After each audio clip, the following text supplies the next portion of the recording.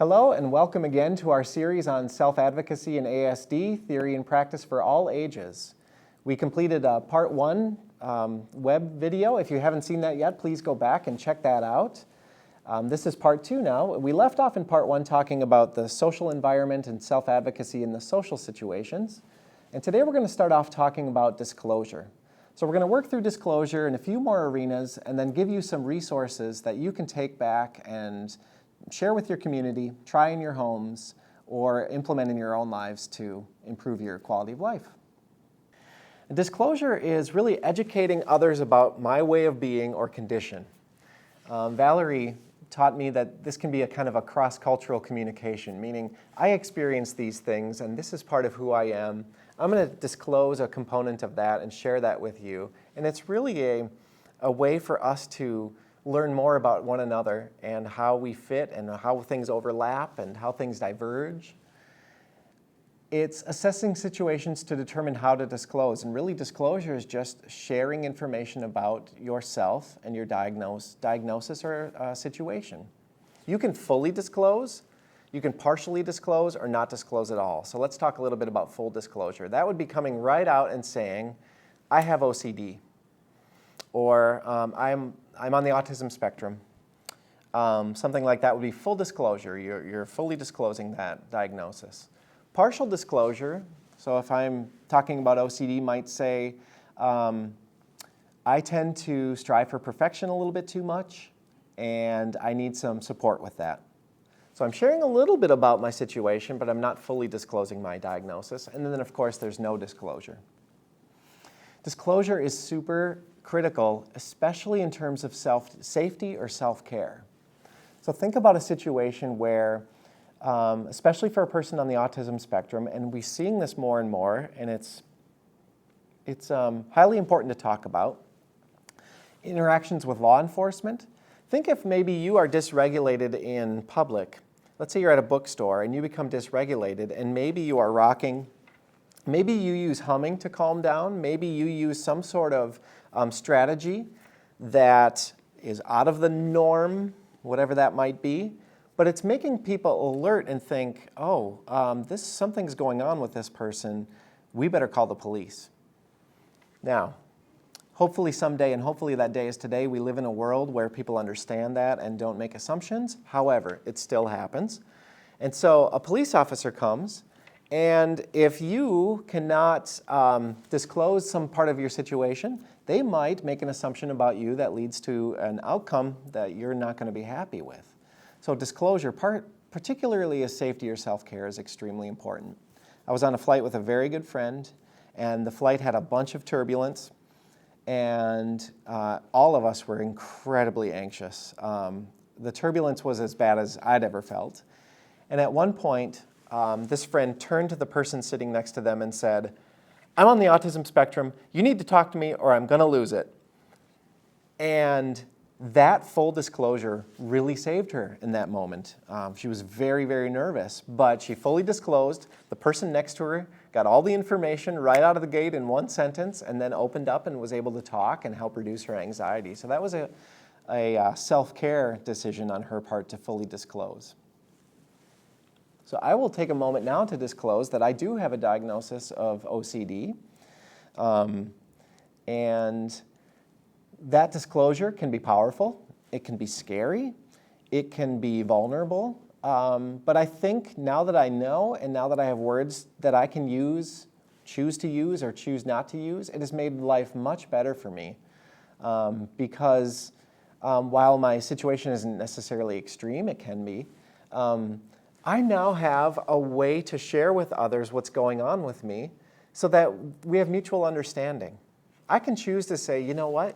I'm a people pleaser and I'm a perfectionist, so you're going to need to, I'm going to check in a lot on this project to make sure it's okay. That's a partial disclosure. I could fully disclose and say, you know what? I have OCD. It tends to get really intense for me on a big project where there's a lot of expectations, so I'll probably check in a lot, and I'm a perfectionist, so we'll have to make sure that if my checking in becomes too much for you, please let me know. Okay, so that was a full disclosure with a lot of information for that person. But now that I know, and I have that number one step, that number one indicator of self-awareness, and a script or scripts I can use to fully disclose or partially disclose, I now have a bunch of freedom to be self, to be in this skin with confidence. That's why this is so important, and I think we really overlook it. Some things to try. Here we go. For children, okay, let's build self-awareness by introducing some materials, YouTube videos, books, other speakers, peers, people coming in, guest speakers that come into the room to talk to them and help them better understand ASD and the ASD community. You can then build simple terms and vocab and ways of being to help children integrate that into their experience. So it really is helpful for all of us, regardless of whether we're on the spectrum or we have OCD or whatever, that we have information that we are not alone. And we're given vocab and we're given terms that describe our way of being. It gives anchor points for us. It gives us footholds and footing so that we can be ourselves and know that there are others I can reach out to if I get lost or if I have questions. And so I think that's one thing we can really start to do with children is to build in some terminology and some awareness of community. One of the most powerful professional and personal experiences for me are when my friends with autism come together in community. It gives that group a chance to bounce ideas off one another, test ideas, ask for commonality, learn together, grow together. And I think the earlier we work with our students to help them develop that vocabulary and that understanding of community, the better.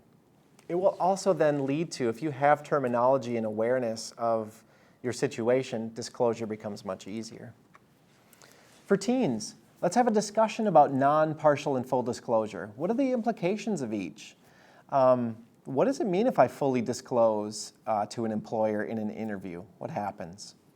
Practice scripts that address needs or accommodations using both partial and full disclosure. So do a little play with that. Get that under your, I play guitar, so get that under your fingers a little bit. Play with fully disclosing and partially disclosing. How does that feel? What's the difference? What kind of forethought do you have to have?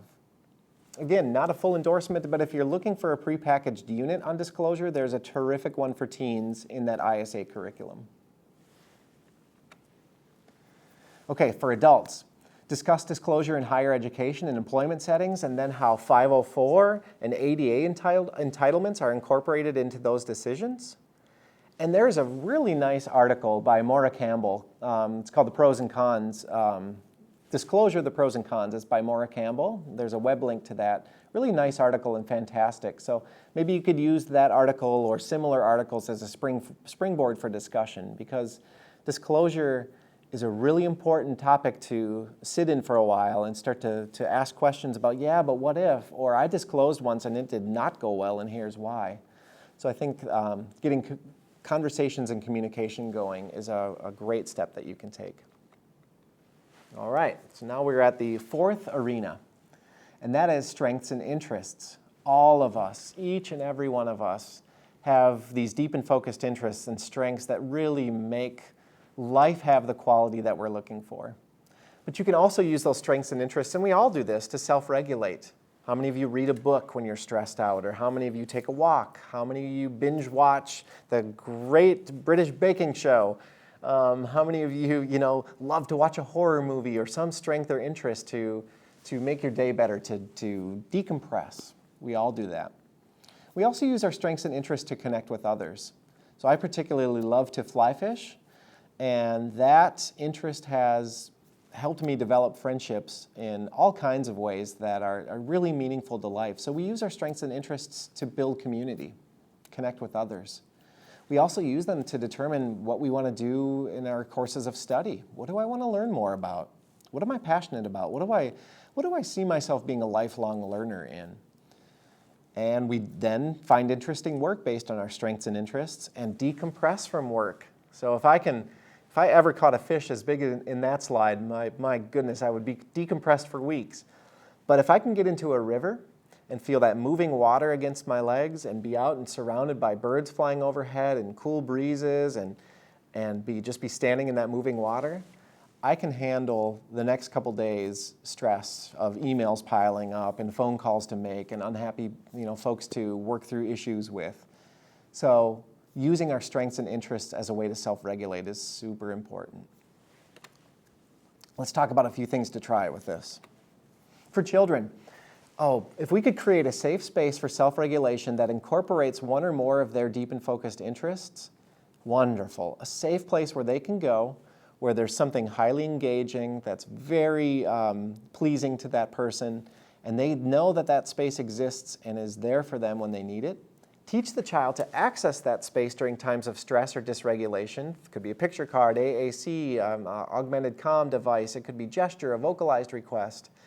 But this is tying in that self-awareness, competence, autonomy component. If that person senses that they're becoming dysregulated, teaching them to go request a space that then has elements of their interest is teaching them how to recognize those symbols and situations in their life and then do something, put together a plan that helps them regulate. So if you were to incorporate an interest, I think a child might be more likely to go use that space when needed.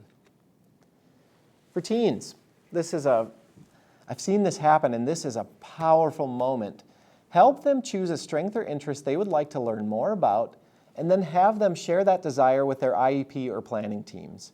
See that some goal or goals incorporating that interest are actually built into the formal plan. I worked with a young man who wanted to learn more about weather, but he also wanted to learn more about measuring and using the tools it takes to be a contractor or a carpenter. So his team actually built some IEP goals that were math-related around using measurement tools to eventually have the skill you would need to be a contractor. And he got to see that from his idea to advocating in an IEP meeting to then seeing it on the bland paper plan that is his IEP. And I think that's extremely powerful. So with a teen, let's say, all right, you're really interested in marine biology. What's a goal that we can incorporate into your IEP that builds on that strength and interest? And I think what you'll see is that person becomes more engaged in their process. They have more agency and decision-making and control in their educational content. For an adult, let's create a week schedule that inserts time for engaging in a deep and focused interest into particularly stressful times of the week. Grab a calendar and set it up and say, you know what, Tuesday is going to be a bear. It's going to be a long day. I should probably on Wednesday morning put an hour or two in for a great cup of coffee and getting caught up on Stranger Things episodes. Develop a simple script to let friends, family, loved ones, colleagues know that you're going to be taking a break at those times. So that's part of your self-advocacy. You're going to say, you know what, Wednesday morning I really need that coffee break. So I know that by Monday I should probably tell my wife, hey, listen, Tuesday's going to be brutal for me. Is it okay with you if I just take an hour or two on Wednesday morning to myself, have a cup of coffee and watch a show? That is the self-advocacy that I might need to have a wonderful week. So try that. Create a week schedule that has those moments and then figure out who do I need to talk to about that? How do I advocate for that break that I need? Here's another thing. Consider starting a small business incorporating one of your strengths and interests. You'll see on the slide a picture of my great friend Sandra. Sandra is a huge proponent of people finding and using their interests and talents to build small business. And I think it's a great way to add to your employment and add to a way to express that interest and maybe make a little bit of money from it, which is a great thing. Consider that. Think about it. Who do you have in your network that could maybe help you build that out? And that could be a great way to capitalize and move forward on a strength and an interest. All right, finally, civil rights and entitlements. There is, of course, IDEA, Individuals with Disabilities Education Act. You've got Section 504 of the Rehabilitation Act of '73, ADA, things like voter rights, fair housing. There are a lot of things to unpack in civil rights and entitlements, but it is extremely important that people understand and know about these things. So, you got to know your rights under the legislation that is built to protect you and to make your life better. You have to know those things. Part of my interest in research is to know how much do youth with autism know about their civil rights and entitlements? How much do they know about IDEA? Not that they would have to know the policy inside and out, but do they know that that thing exists, that policy exists to make their experience better and more meaningful? How can I teach them? How can I help them understand IDEA in a meaningful way? Participating in the IEP or adult services meeting. We know back in the research in one of the first slides about the importance of that participation in those meetings and how that impacts later life. And then you have to know when to assert your legal or civil rights. So knowing your rights helps you do that, of course. Just something interesting, if you're out there searching, this is a good friend of mine, a person on the spectrum, who has written a great article, Allowing Autistic Academics the Freedom to Be Autistics, the ADA and a Neurodiverse Future in Pennsylvania and Beyond. If you can get your hands on this, look online and find it. It is a wonderful piece on civil rights, ADA, and the perspective of neurodiverse people in the modern era. It's a wonderful piece. If you can't find it, check the email at the end of this presentation and I'll see if I can't get you a copy of it. All right, some things to try. Children, help a child attend their IEP or other planning meeting. Figure out what support they might need, even if it's a very brief visit to that meeting. Help them participate meaningfully in that. Help them develop a simple way to share something about themselves or an interest, something that they want to learn more about with the team. This could be through a coloring page. Maybe they do a simple drawing that just shows the team what they're interested in or what they'd like to learn more about. It could be a simple video that somebody shoots on their phone. It could be vocalized in the meeting. It could be pre-recorded audio. The person could write it out on a whiteboard. Just think of ways that we're going to get children engaged in their meetings, specifically their IEP meetings. Then, when we're done with the IEP or other planning document, modify that so that that child can take a look at it and understand in their own learning style what that plan is all about. So what we will sometimes do is take an IEP and just create maybe a 3 to 4 page picture story for a really young student that says the most condensed, boiled down version of that IEP possible. You have a team of friends around you that care about you. We want to help you have a great experience in school. We're going to help you with reading, making friends, and having a wonderful time in the cafeteria. If you ever need anything, please reach out to your teacher or any one of us on the team, and we'll put a picture of the team in there. Really, really simple, 3 to 4 pages, but it boils down an IEP into a document that speaks to that person. I don't think a lot of students ever even see their IEPs, and I think the earlier we can introduce that through modified ways of presenting it, the better. Teens. Let a teen know that they have rights to transition planning if they are in the public school system and under IDEA and federal law. Let them know that they are entitled to that transition plan and to help them prepare for life after secondary school. And what I'd like to see is us help them work on a script that they can then approach the IEP team or teacher and say, you know what, my transition's coming up in a year or two. I'm really worried about this, or I want to learn more about this to help things go well. What are we going to do with my transition plan? It's going to make that team go, oh, okay, well, we better convene the IEP team, or we better create an amendment. Let's sit down and talk. I don't think a lot of students that I work with know about their rights for transition supports. So I think that's something we can work on. So for adults, facilitate a conversation about employment interviews, disclosure, and ADA that weaves those themes together. That is a whole day-long workshop in and of itself to talk about the employment interview. Do I disclose? What are my ADA rights? Do I not disclose? If by partially disclosing, can I then ask for accommodations after I'm hired? What happens if I don't get hired and I think it was because I was discriminated against for having a disability? All of those things are really important to sit and talk through, work through together. Then to develop a personal disclosure pros and cons list that is informed by ADA provisions. That just could be a simple thing that you sit down and do, working through ADA and saying, you know what? What's the benefit of disclosing? What's the harm? What are the potential risks? And if you have a list, you can then use that as a decision tree moving forward that'll help you with disclosure in the workplace. Some other ideas, these are just general ideas outside of those 4 arenas. And I hope that was helpful. If you are looking for, it's not a perfect document, but it's a really nice starter document to learn more about some of the self-advocacy and self-determination guideposts at different ages. There is a checklist kind of thing, or a bullet list that was put out by Milestone Autism Resources. There's a web link in the slides, but it's basically showing age ranges and some of the skills that are really important for a person at that age to have. What I like about this is it can translate directly into an IEP goal, a community goal, something that you're working on at home. It gives us some concrete things to at least be thinking about at those ages. It's by no means a assessment tool. It's just a guidepost that we can use to kind of figure out where things are for a person. In the paper I described earlier that we published in Pediatrics in 2018, one of the things we did was create a table of some different curricula and what those curricula focused on. So you might want to take a look at something called a curriculum for self-advocates that had some wonderful information in it. Autism and learning differences was another one we looked at that had some strong information. There's a curriculum called the Me curriculum, Whose Future Is It Anyway, and then a student-directed transition planning. These were some of the things we looked at and kind of dissected that had some of the essential components of self-advocacy. There are probably dozens other programs that are out there that are just wonderful. Encourage you to dig and search the research for those. These are just some that we had focused on for that article. Maybe you want to explore a little bit and see what else is out there. So what about those who do not use traditional communication styles?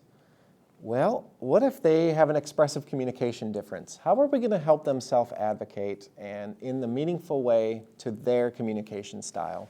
One of the things we have done, and this is also taken right from that pediatrics article, is to create much more visual-based ways to scan environments. So this is a sample of a sensory scan that is text and visual, simplified, much more visual-based with grid boxes, an okay or not okay that you can circle or put an X through. It allows you to scan those environments in different ways.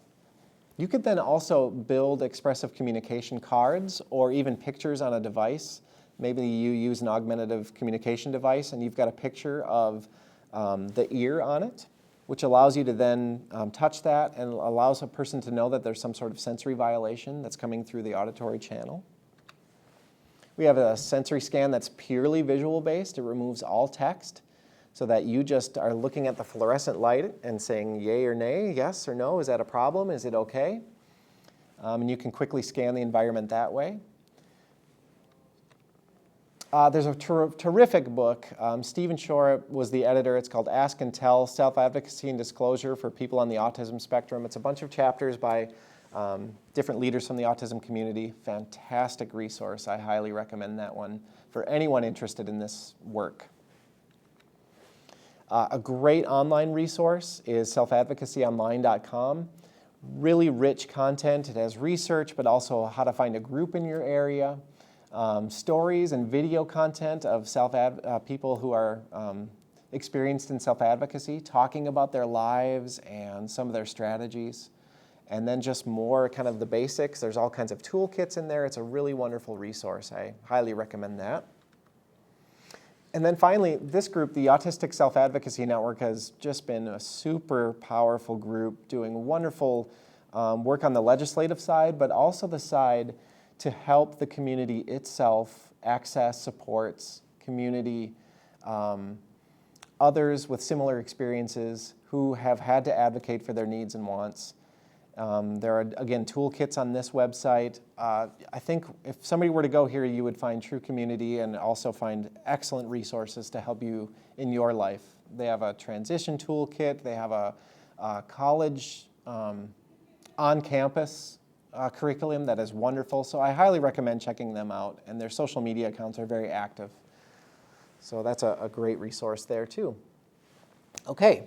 So I just want to say thank you. I hope this was helpful. I hope it's enough information to at least get you started, enough theory to kind of ground that work a little bit for you, to understand it a little bit more. I want to say thank you to my friends and collaborative partners at VCU. I look forward to many more years of this kind of work together. Should anyone out there want to contact me to learn more, if you have questions, any of those kind of communication needs, please reach out to me via email and I will respond. And good luck out there. I wish you a wonderful life, and as you support those, or if you yourself are pursuing your life of quality. And thank you so much. Have a great day.